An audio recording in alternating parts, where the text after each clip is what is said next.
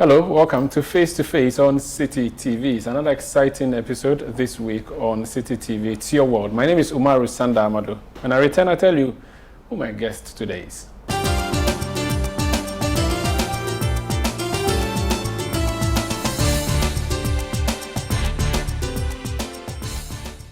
My guest is a member of parliament, one-term member of parliament for Korle Klottey, Dr. Zanetor Rawlings.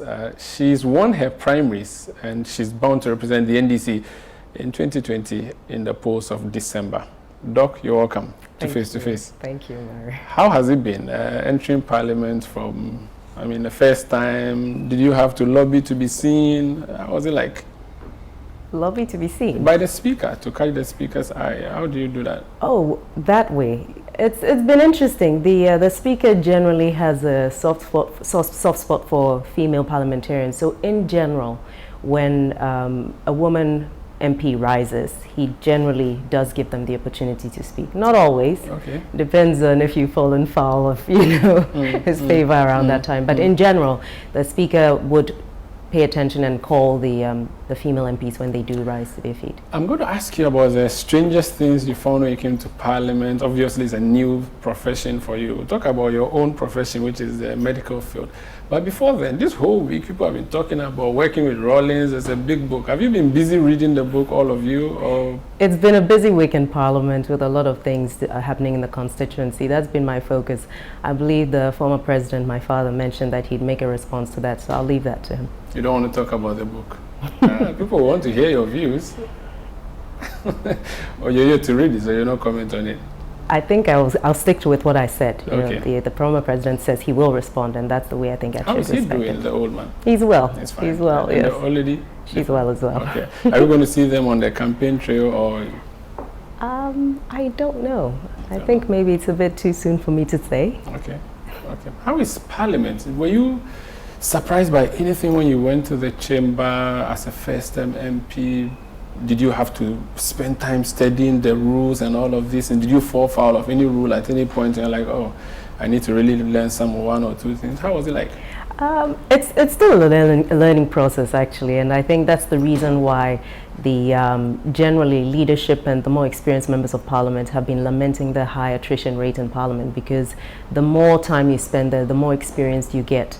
And of course, you also become an institution of knowledge. And that's what contributes to making parliaments, the repository of knowledge and information that it is, or that it's meant to be. Yes, we do have the standing orders, and I am still, learning a lot of them, because the more you know in terms of knowing them offhand, the better. But we do have the book to make reference to. I guess one of the things that surprised me was the secret ballot is done in front of everyone. Oh, yes. So much for secrecy, yeah. but when we know how the whip system works in Parliament. So even though it's secret, you are told what you should vote for, correct? More or less. Once there's a 3-line whip, Okay. it kind of goes along that line, and it's quite clear. It's interesting because you go in there as an individual representing a constituency, but when it comes to certain issues, the collective takes precedence over the individual. How difficult has it been navigating personal views versus party views?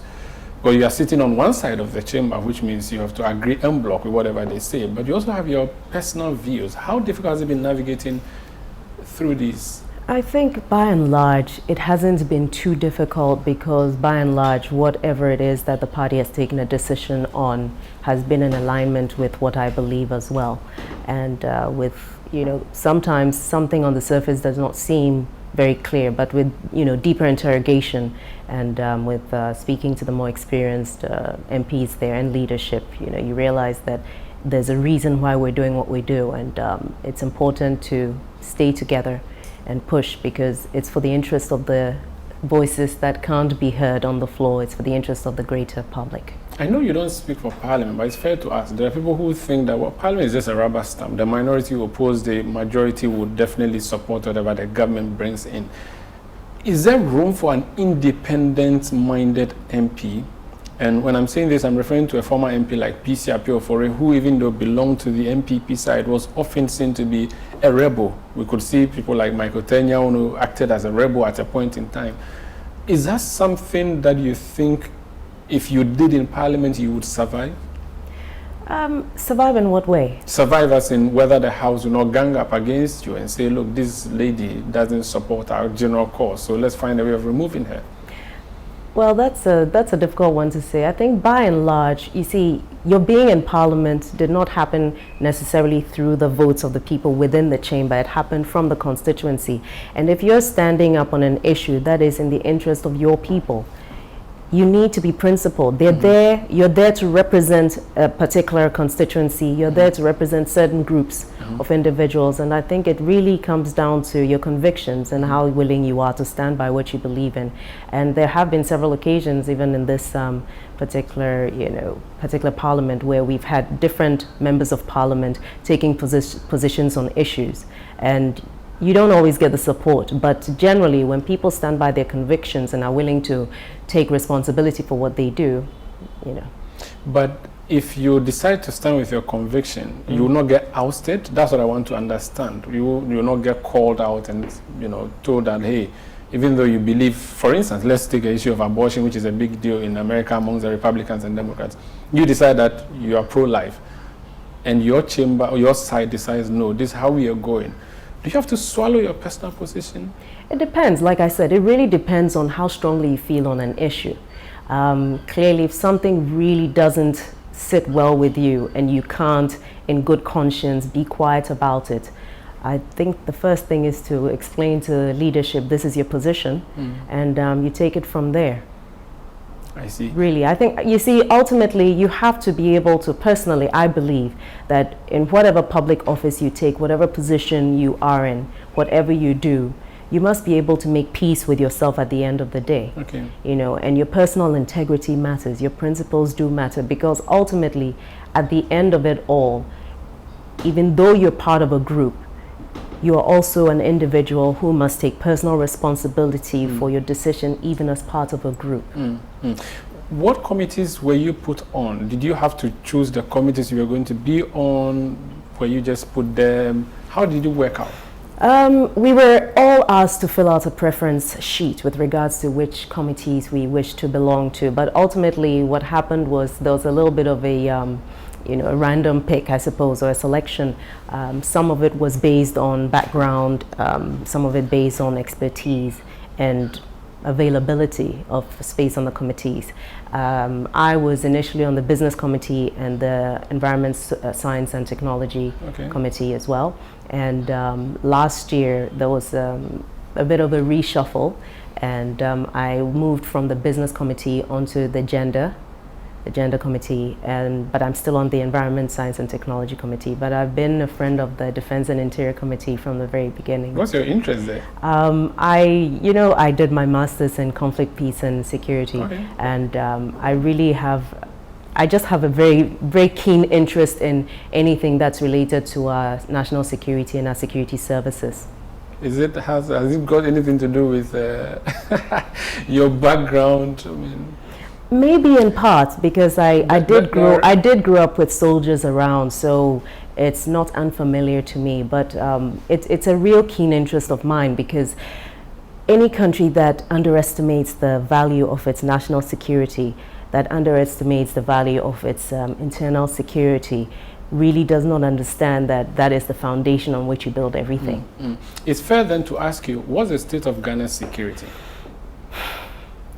Frankly, I think there are a lot of factors that are at play now that could swing things one way or the other if we are not careful.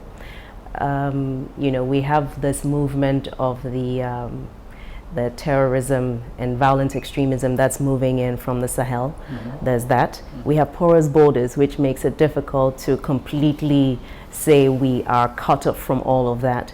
We do have the sea on one end, which means that Ghana is of interest, is a place of interest, so to speak. And because of the free movement of people within the ECOWAS, it's also something that we can't ignore, especially when you have this huge gap between the rich and the poor. It also has an effect on pushing crime. We have that as well. When there's the perception that some people are treated differently before the law, that also affects what we perceive as our security. whether it's national or personal. You know, there are a lot of factors, and as well, the COVID also created an interesting twist. You know, whether it was with regards to people just not having access to livelihood, and therefore in a state of poverty where people were being driven to do things. So human security. Human security, yes. There are people who hold a view that over the decades, what happens is that every government runs the police and the army, and they let them do what they have to do. The most recent allegation is against the government by your own party side, that they were using soldiers to intimidate voters in some strongholds of the NDC and so on. How do you think that can be cured? I think to start with, we need to be mindful of the recruitment process, you know, and this idea of over politicizing our security services. We should have enough confidence in our security services to trust that they will defend the integrity of the state, because parties come and go, governments come and go. But ultimately, the security services must be interested in the security of the nationals and the security of the state, and must outlive any regime, which is ultimately what the security services are meant to do. And we need to really, as the body politic, take a position that says we will not interfere in the work of the security services. We will allow them to perform their functions because they know what their functions are. The problem comes when within the political hierarchy, influence is brought to bear on how their mandate is executed. Then it creates this imbalance. You know, the peace and security and stability we are currently enjoying as a country did not happen by chance. You know, and to interfere with certain foundations that hold it up would be to jeopardize everything that we hold dear. How easy would that be, though? Because the president, and now is whether or not he's political, of course he has to be political most often than not, is the commander-in-chief of the armed forces. He has to be sure who goes in there, clearly. He appoints the IGP. He has to be sure who goes into the service. So how can we really have an independent service when the commander of these services is the president? How does that work? And the president is a political person. Yes, that's true. But you see, there are reasons why certain positions are political positions, and others, clearly, you must be going through the ranks. You know, where you don't have a situation where certain officers are bypassed because they are perceived to be in alliance with certain parties, where if somebody is due a promotion, we should be fair. You know, if we allow the system to operate fairly, you will find that the best will rise to the top. And they should understand at that point, given the fact that you need to go through certain processes in terms of your appreciation of peacekeeping, security, and all of that before you can rise above certain ranks. Ghana comes first. And it should come first, even in the minds of every politician. So beyond appointing people, which, as you clearly mentioned, you know, clearly if you are the commander-in-chief, you need to know who you've put in these positions. We must also allow for the systems to work and for us to minimize as much as possible political interference in the execution of the mandates of the security services. We'll talk about environment. It's your pet area, but you're on the gender committee. Yes. Gender agenda seems to be the trending hashtag. Your party nominated a woman to be your running mate. Yes. Some people actually thought you would make it. You said so. Did people think so? Did people approach you saying that, hey, Doc, you should consider this position? How do I consider a position? It's not mine to consider, is it? Maybe they'll just say, prepare yourself. Or, okay, let me ask, has the flag bearer spoken to you? No. Any member of the party spoken to you? No. Is it a position you would have loved to take?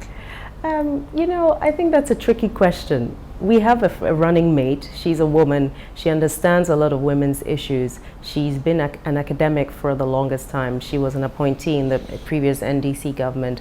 I think at this point in time, what's important is we have a woman who's very qualified, and to give our support to her to do what she has to do. When I hear phrases like gender agenda, explain that to us. Does it mean regardless of what she has, the fact that she's a woman, she should be voted for? Is that the argument of people who are pro-gender? Perhaps we should move away from her strictly and just make it general. As you look in whether it's in the leadership space of politics or corporate, there are not enough women anywhere, except for where a lot of the heavy lifting is happening. And it means that women's issues are not necessarily being represented fairly at the decision-making level. Gender is not just about women, by the way. Gender is about men and women. But in Ghana, as with many other countries, we don't have enough women in the decision-making places so that we can make sure that that balance is restored. So I think it's really a case of, yes, we need to have a combination of the two in terms of, and hence this affirmative action bill, which, has been dancing around in the periphery, which at some point really needs to take center stage, because we do need to have more women represented. Because when you ask a question like, is it just about filling the slots with women or getting qualified women? With all due respect, are all the men in all the positions as qualified as they should be for the positions? We seem to view women through a jaded lens when it comes to their deserving of positions or otherwise. So we need to ensure that as women, we are empowering ourselves. We're making sure that as many women are empowered, we build capacity so that when they do find themselves in those positions, they are capable of executing whatever mandate that they're given. But we must also consider the fact that because there's an imbalance, we do need to make room for women to fill certain slots anyway, which is what the affirmative action bill is about. Let's talk about your running mate. So she's been appointed or named as a running mate. She may be a good vice president, but is she a good running mate? And when I ask whether she's a good running mate, is she the one who can win you the seat? Is she very political? Does she know how to win the votes first of all before she becomes vice president? You've mentioned that she's an academic. She's not a politician. How does an academic win an election?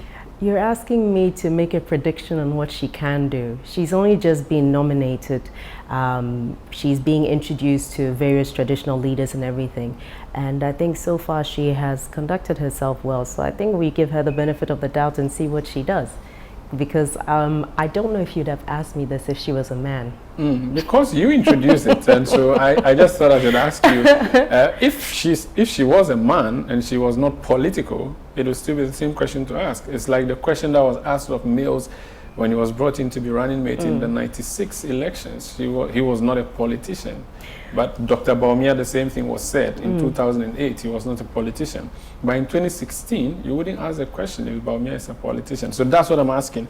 How easy a task it will be for your party to win the power, considering that you have a former MP, former vice president, former president as your ticket main, but then you have a running mate who is an academic. That's what I'm asking that. I think we'll have to wait and see, because to prejudge a situation where you haven't given the benefit of the doubt, I think is unfair.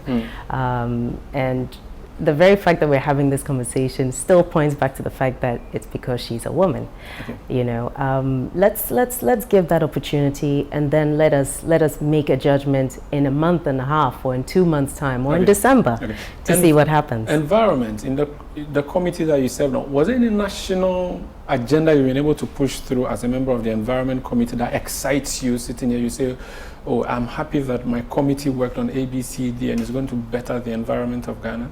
One of the main things that I'm quite happy about that my committee was working on was the issue of how we deal with waste.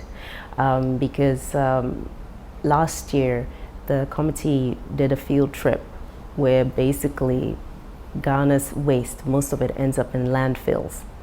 If we were segregating our waste, a lot more could be recycled, a lot more could be reused, and also the policy on plastics.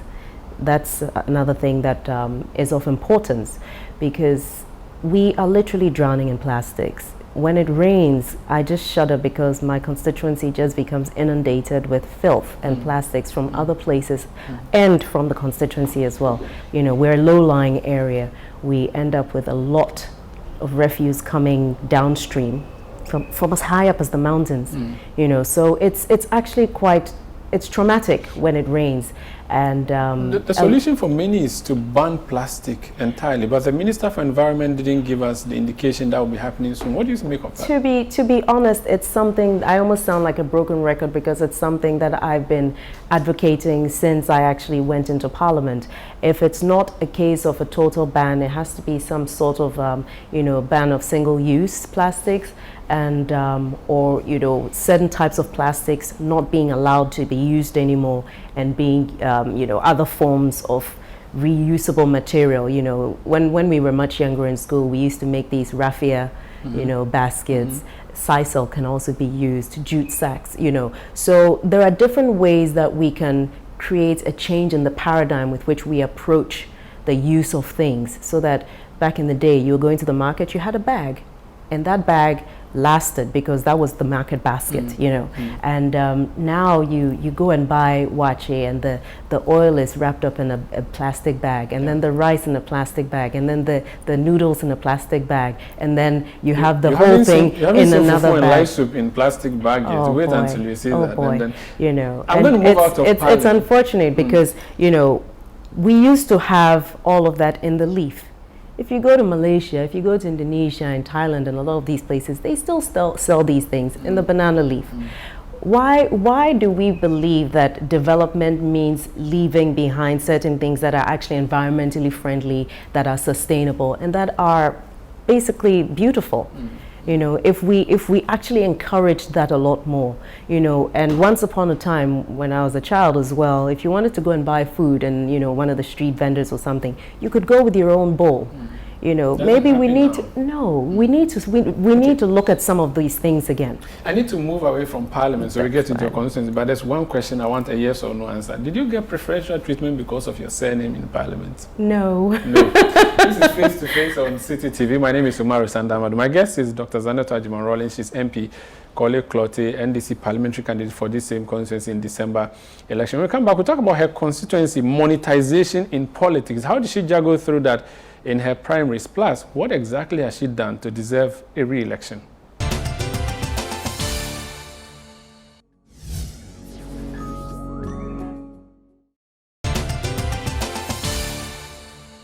You're welcome back to Face on City TV. My name is Umaru Sanda. My guest, Dr. Zanetor Rawlings. How easy was it for you to win your primaries to be the PC of NDC in Korle Klottey? Nothing in Korle is ever easy, it seems. I had my former chairman and the chairman who resigned, a second chairman who resigned to also contest, and it was it was quite interesting. But ultimately, I think the delegates understood, at least what I'd actually done. I was able to show them, exactly what work I'd put in so far, and they felt that I would be the person to represent the party for the general elections this year. Often when PCs have issues with their executives, the party tends to lose that constituency. The English Amanfro constituency is one example. In 2016, there was a clash between the member of parliament who was a PC and the executives, and things went haywire. In Dom Kwabenya, Wejagbawe, I beg your pardon, as we speak, the executives there are not happy with the candidate who is the guy leading them into the elections. If you have your executives divided against you, and indeed for one to even contest you, that's problematic leading into the election, isn't it? In 2015 and 2016, the story was pretty much the same. So like I said, it hasn't been easy, but the fact is, you do your very best, you put in what you can, you try and unite as many sides as possible, and the work has to get done, so we just keep moving. I suppose what has been helpful is, to date, what I've tried to avoid is fighting fire with fire, let's put it that way, because sometimes just for the sake of moving forward, you need to just take the higher road and get on with the work. Because unfortunately, not everybody believes in whatever vision we have moving forward. And sometimes, rather than sitting down and sharing the points of view some choose to go a different way and perhaps try and undermine and sabotage publicly.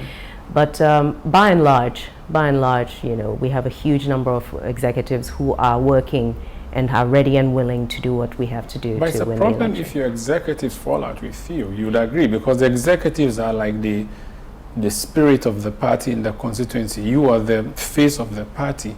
The two of you are supposed to work together. Ideally. What but like I said, is it that they don't like your personality? They don't like the ideas you have? What is the problem? If I were to give you a whole catalog of reasons why we'd be sitting here for a while, some of it is inherited, you know.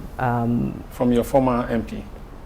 Actually, I was going to say inherited in the sense that there are people who have issues with my father and decided that I would be a good scapegoat. Okay. Did these people work against your candidature in the first place in 2016? Yes. So they were against you from the onset, and they still are against you? Yes. But the party members voted for them, knowing that there's a friction between the two of you. How does that work? You can't have 100% of everybody's support. You know, you get what you have, and hopefully what you have is the majority, in which case what I have been working with so far. And you move forward, and hopefully at some point they'll understand that it's in the interest of the party and also for where we're trying to get to for them to come on board. But yes, it is problematic, and it's something that seems to be happening in a few places. But focus is important. You know, in every situation, you know, I think in football, there's always that one player on the team whose sole objective is to distract the other players by committing fouls, for example. And the person may end up with a yellow card or a red card, but ultimately that's why they're there. Have you made up with these executives, and especially the one who contested you? Have you made up with them? Are they on your campaign team? One of the chairmen, who was the former chairman in 2016, is actually the manager of the campaign as we speak. We've actually managed to do a lot of mediation. We've done a lot of bringing of the different sides together.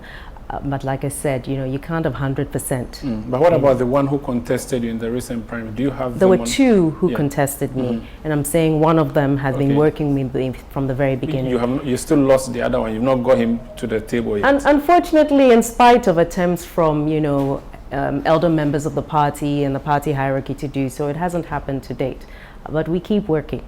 In 2016, one of the biggest challenges of the MPP in this constituency was that they had their candidate, Philip Addison, and then they had their former chairman, Ninoy. There was a split. Many observers think you benefited from the split in the MPP there. Whether it's true or not, it's inconsequential. But if you're going into 2020 and you also have a seeming split, that may make it a cool job for the MPP, don't you think? I don't think so. But I must say again that there's a faction that started this in 2015, 2016, and it's been ongoing. And the good people of Klotikoli are discerning.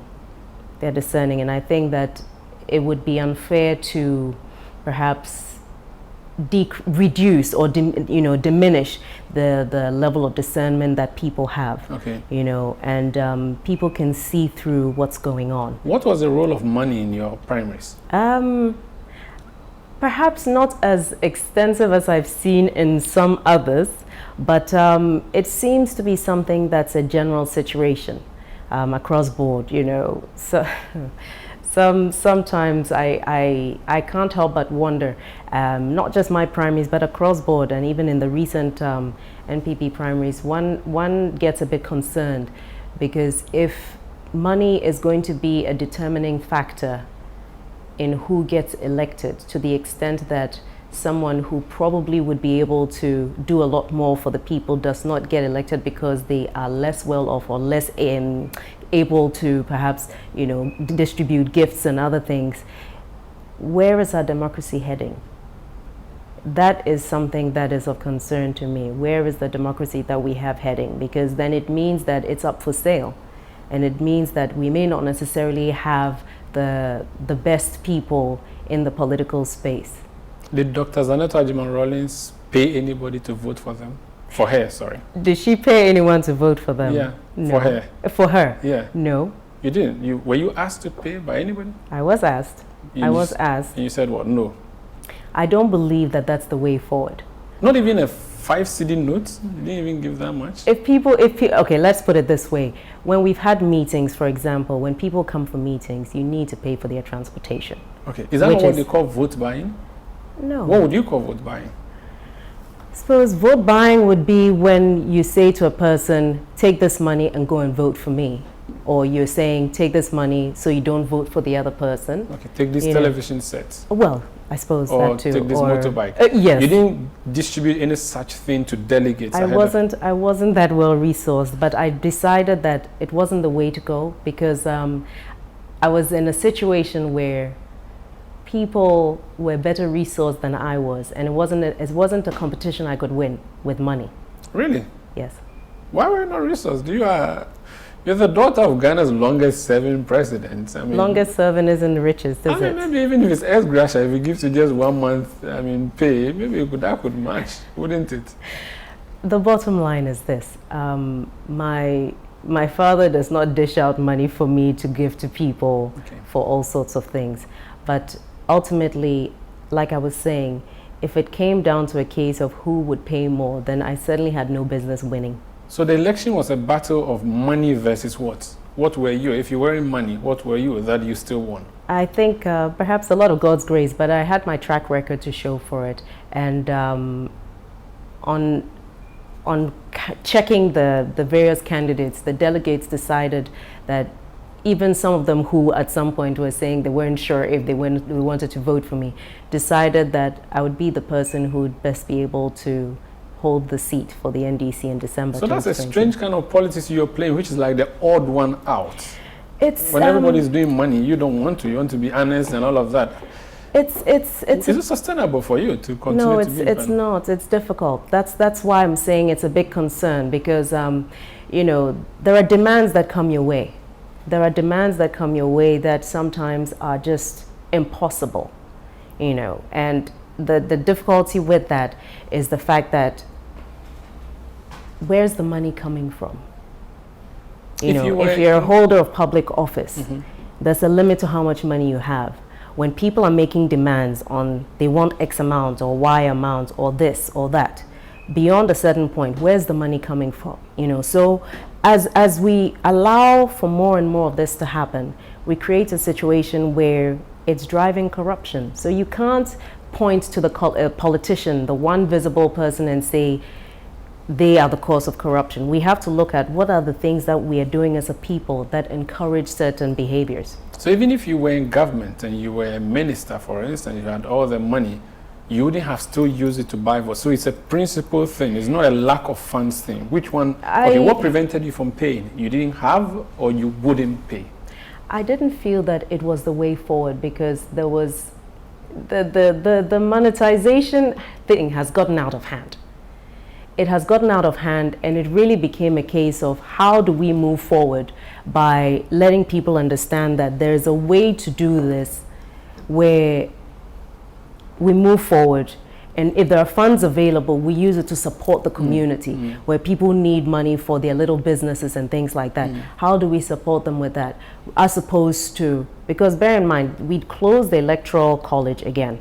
So we have delegates where you have 9 per branch, representing potentially at least maybe even up to 500 people, for example. Easy to bribe?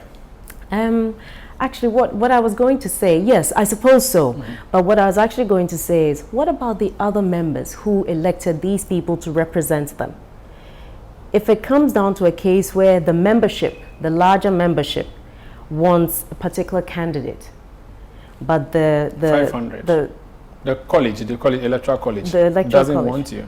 Yes, then you have a situation where, no, what I mean is the full membership as opposed to the electoral college. So the population likes you, but the electoral college, you can't bribe, so they don't vote for you. That's what you're trying to say. That's what I'm saying, exactly. So if you have a situation where the full membership is in support of you, but those who they elected to represent them and vote for people in the primaries or in branch elections and so on are actually not doing what it is that the people are asking for, then you have a huge mismatch. And then you have to wonder, how is the democracy translating within the structure? You know, what do you think the solution should be? Open it up for everybody to vote? I think it has to go beyond that. I think that as a nation, between all the different parties, we have to take a position on how we want to move forward. The reason being, when you decide not to do it, someone is going to do it. And when you have a situation where a lot of people are living below the poverty line and looking 2 years into the future is a bit too far, cash in hand. That's what it has to be. It makes Let's a talk difference. about your track record. Name 5 physical things or 5 maybe intangible things that you did for Korle Clottey that makes you deserving of a re-election in 2020. Why should they vote for you again? And now it doesn't matter that they're NDC or NPP. Well, for one thing, I've actually conducted myself in a way where I have not shown preference to, you know, one person over the other. I have actually been an MP for the entire constituency. Recently, I had the paved air, the driveway into the Odona market covered in gravels, because the women there were really suffering with the dust when it was dry or with the mud when it was rainy, and the whole place was dark for a long time. They had no lights. I had written a letter to the Ministry for Energy to get some street lights, established all of that. We zoned out the constituency. We've put lights in the markets so people don't keep getting robbed and attacked. There's a bridge in Odona, for example, on the Sahara side, which is the only way for people to escape when there's flooding, which in 2017 was broken, and I repaired that and had railings put on the side of that, because what happens is when it rains, the flooding is so much that they can't actually see where the concrete is, and the railings are the only way to guide them out of that, you know, flooded area. Just in the recent June 9th flood again, the bridge got destroyed, so just recently we did that with the railings to ensure that people can safely escape the flooded area in Sahara. There's also a bridge that connects Asylum down to the Ridge area, which is a very important commuter route for lots of workers and students who are trying to get from, whether it's from the Accra High School or whether it's from work, to and from work. And it was pretty much a death trap. And basically it was made up of wooden planks which were very unsteady. And as we speak now, the bridge has been done. We've had it done. We've done the paving area all over that side and put a light, so that people who are using the area, whether it's light or dark, they still have that safety of being able to move back and forth. You said the 5 things, so allow me to go on, please. Continue. Well, two more. Yes, and very importantly, has been also supporting the market women, you know, the associations of market women with regards to funding and so on, because sometimes it's difficult for them to get funding to support themselves, as well as the students. Every year, making sure that they've been supplied with their math sets. And last year, we got young Ghanaians who came from KNUST, who developed these science sets and gave them to the schools so that the children actually have practical experience of doing science as well. As a member of parliament, when you are campaigning, and in fact, when you're going to parliament, your job is to make laws. That's your primary responsibility. But if things you've mentioned... I just remembered one thing. Okay, go ahead. Add. In Asylum Down. Okay. We recently, on just, actually yesterday was Sunday. On Sunday, I actually was really happy because we now have the roads being done in the constituency. For the last 3 years, I've been lobbying the Minister for Roads and Highways, had questions on the floor, written letters and everything. And we finally got the approval for the roads to be done, specific roads in the constituency, which have needed a lot of work. You know, the Odanta Road, for example, in Asylum Down, the Esefu, we have Akoshi, we have in the Osu area, we have the Salem Avenue, for example, which goes up to the Mandela Park. All these roads which really badly needed to be done. And I actually started working on this before the Korle-Klote Municipal That's actually Assembly what I was existed. going to go to. So these things you're mentioning typically shouldn't be the job of an MP. You are a lawmaker. What has been the relationship with the newly created Korle-Klote Municipal Assembly, Kokloma, or maybe Kokoma, depends on how you want to look at it, and your side? So who is championing development, you or the assembly? Because your assembly, funny enough, your municipality is a one constituency municipality. So you're supposed to work hand in hand. How has it been like so far? Well, ideally, it's supposed to be the local government in charge of development in the area. We have 11 electoral areas now, and I have been working with the municipality. I've sat in on the budgets and everything, and actually these roads that were given out by the Ministry of Highways were not part of the budget, and it looked like it wasn't going to happen. So it was with a lot of pushing, because ultimately, as Member of Parliament, even though my primary job is to be part of the legislature and to make laws and all of that, I also have to ensure that the interest of my constituency and the safety of my constituency is also taken care of, which means that if there are people I need to speak to, if there's lobbying I need to do, questions I need to ask, statements I need to make, all of that, I have the capacity to do all of that to ensure that things that need to be done happen. So yes, my primary job is to be in Parliament, but I can't ignore the fact that there are pressing issues that affect people's livelihoods and daily lives, which I must be, taking an interest in. During the COVID era, we saw you in one of the videos. You were very angry. You were not happy with a lot of things. Paul Adomochi had time to give you a full editorial on TV. What has that been about? At the time, what was happening was we had a lot of Kaya who were trapped in Ghana, in Accra, who were unable to leave because of the lockdown, and they had no access to the food that we were being told was being distributed.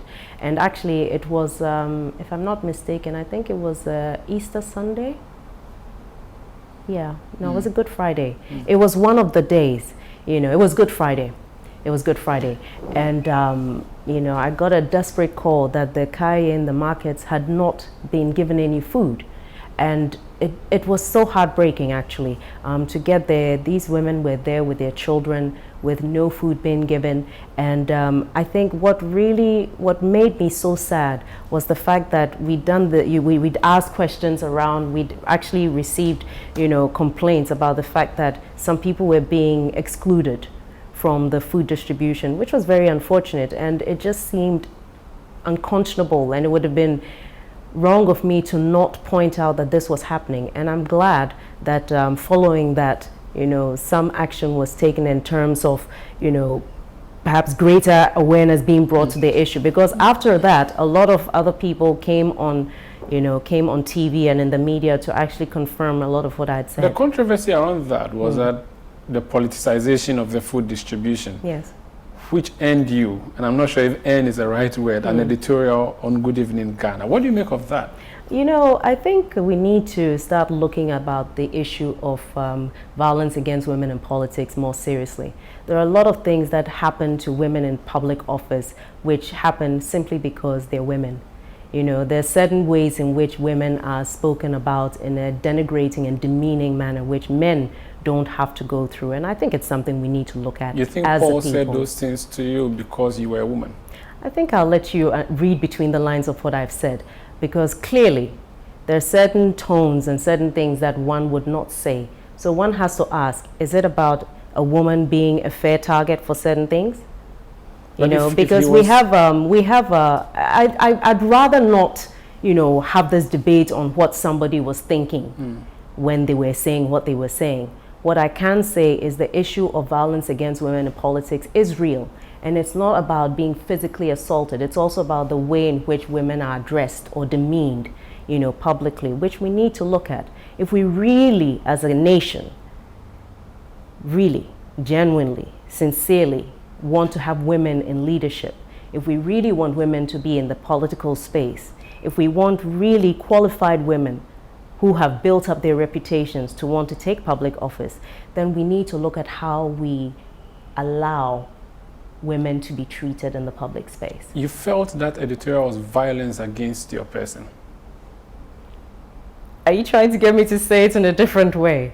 I think I've said what I've said, because clearly it was. And I think the public response or the outcry to a lot of what happened spoke for itself. This is Face to Face on City TV. Dr. Zanetor Rawlings. We'll be back. I'll ask her why the NDC as a party should be elected in 2020 for the polls that are coming up.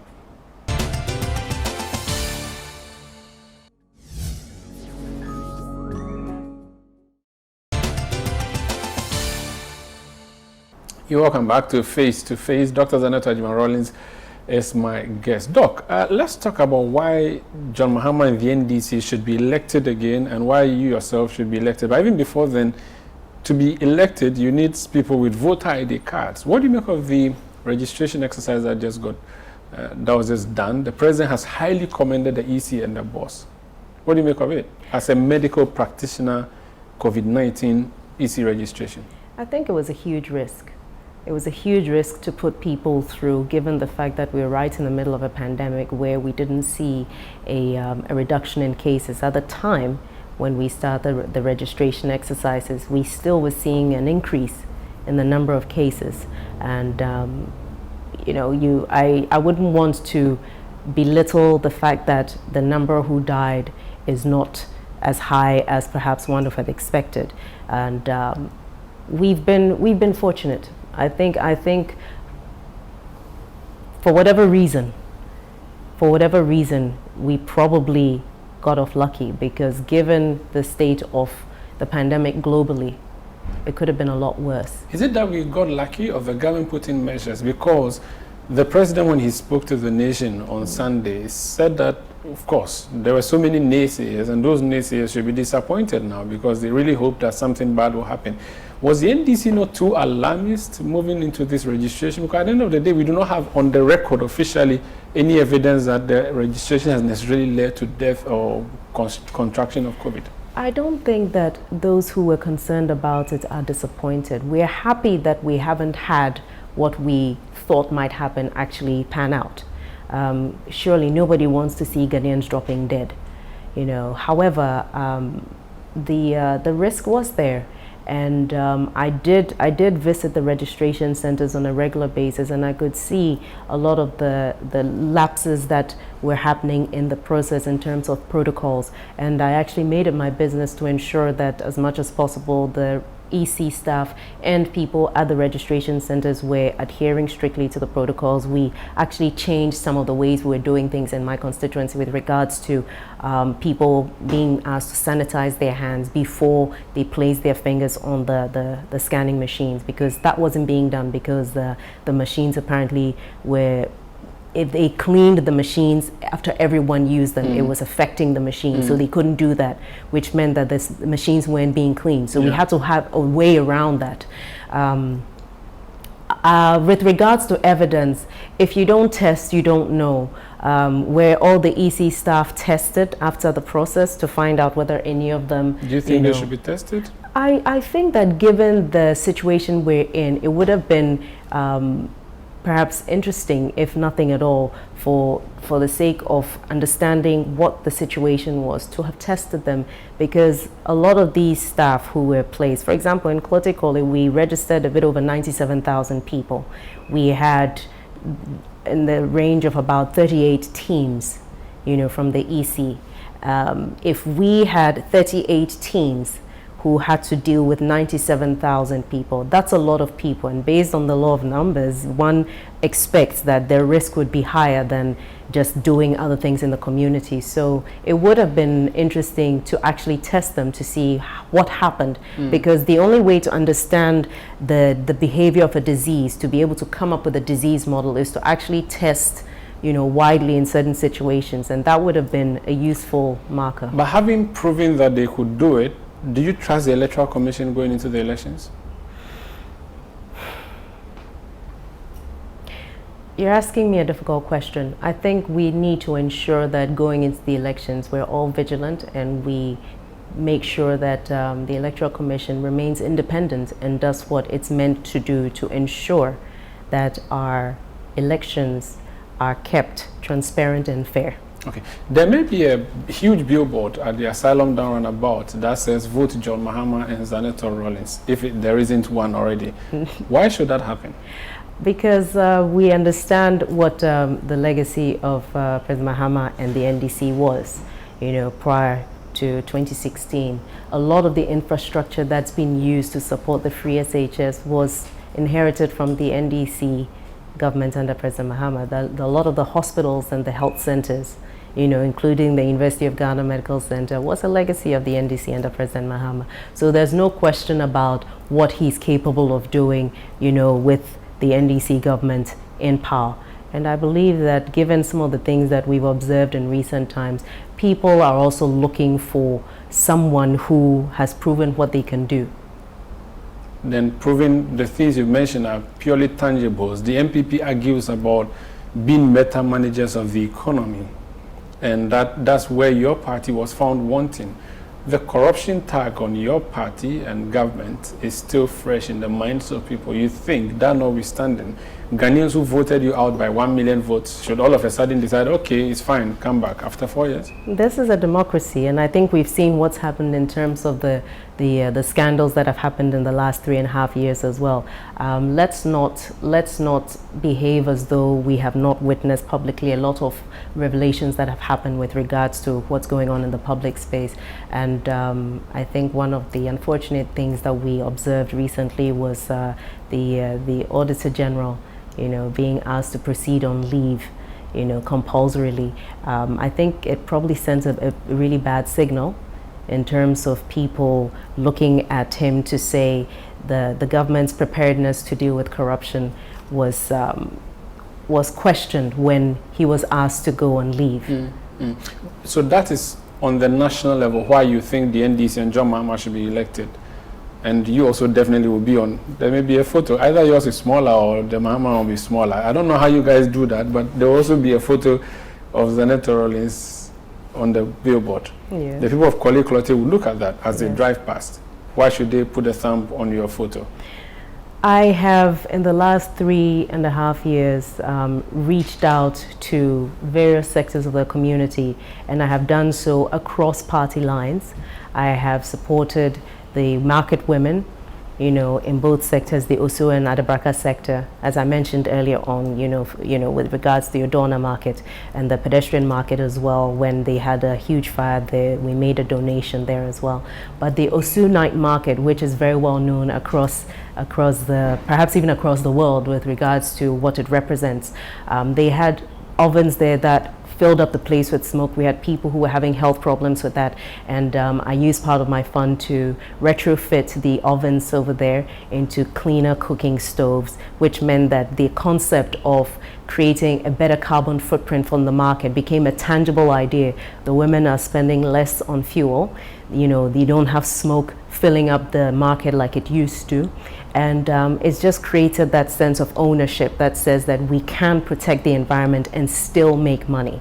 Whether it's been the supporting of the children in schools, we've had issues with the infrastructure in schools, not enough tables and so on, donation of thousands and thousands of desks, registration for Ghana, the NHIS cards for, a lot of people who couldn't afford it, thousands actually. But if you've done all of this, why should they vote for you again? You've pretty much solved all the problems of the constituency. What else is there to do? So if you come back, that's if you come back. That's not all. That's not all that needs to be done. So in 2021, if you get to represent the people again, what will be the key priority areas? What will be the key things you want? The youth, a lot has been done in terms of skills training and so on, but it's not enough. We need to create more opportunities, and I do believe that under the NDC government, we can actually do a lot more to support, young people in the constituency. This government says it has done better for the youth, and that they've introduced so many interventions. NAPCO, for instance, employed 100,000 people. Your party didn't do it when you were there. What is the guarantee that you do it if you're given another chance? The guarantee. Yeah. If you look at the things that the NDC has done over the years, in different forms, we have created employment, we have done the skills training, but we definitely have other things that we can do. As we speak now, we don't even have enough people who are Ghanaian who are trained to perhaps work as welders and other things in the petroleum industry. we need a lot more of that. It's not enough to have a blanket approach to the nation builders, call, for example, where maybe somebody would prefer to do one thing, but because there's a stipend that comes in, so it's easier to just say, I'll be part of this. I think we also need to understand that as much as the youth require employment, they also have a vision of what they would like to do as individuals, and we need to guide people and provide opportunities in the wider space where it's not a case of just a government-driven agenda, but we must open up the space where the corporate and private sector are working with government as well. For example, this issue of the retrofitting of the markets I talked about, it followed the concept of the triple helix, which talks about a collaboration between government, that I was representing government as the legislature, between industry, which was the company from the UST that actually came up with the technology, and the market, or the industry, which is the traders. And if you can have that fit in where you have these three working closely together, then you have that sustainable development where it doesn't become a case of you are trying to make use of money that could be used to create opportunities to pay a group of people because it fits into a particular tick box. It's not to diminish what is being achieved in terms of employing young people, but we need to go beyond that and see what do individual young people also want, and to guide them along that path. You say all these things, but whenever it rains, the Odo drain doesn't help matters. It's a stagnant, water that we call a drain. What have you done, and what are you going to do about it? Since 2015, it's something that I've been going on and on about, and under the NDC, a major dredging was done of the Odo, which actually gave us temporary relief. And then in 2017, of course, with the change in government and everything, that did not happen for a while. We had pretty bad flooding in subsequent years, and this year was on a different level because it didn't even rain in the constituency. And the problem is we have bottlenecks in the Odo that need to be cleared. The yam market needs to be done, the dredging needs to be done all the way down through to the Koli, which so far has not been done, and that's part of the issue. The Minister for Works and Housing did say on the floor of Parliament and in a town hall meeting that I held last year that it was going to be addressed. It was supposed to be December last year, but he says it's going to be done in October, both Asylum Down and the Odo. So we're really, as constituents, we're really expecting that to happen, because this kind of thing has to be dealt with so that we don't keep having people's lives being destroyed every time it rains. Why don't you lead your constituents to go on a demonstration?